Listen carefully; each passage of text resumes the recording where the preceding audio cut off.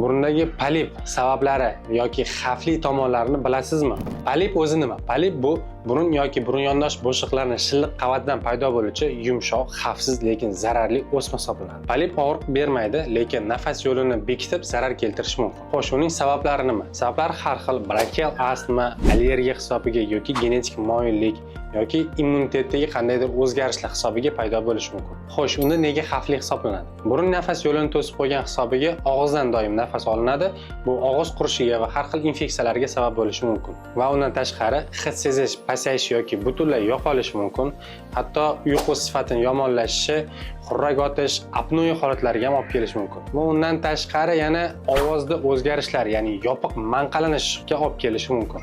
Keyin har xil sinusitlarga, ya'ni gaymarit, frontit shunday holatlarga ham olib kelishi mumkin.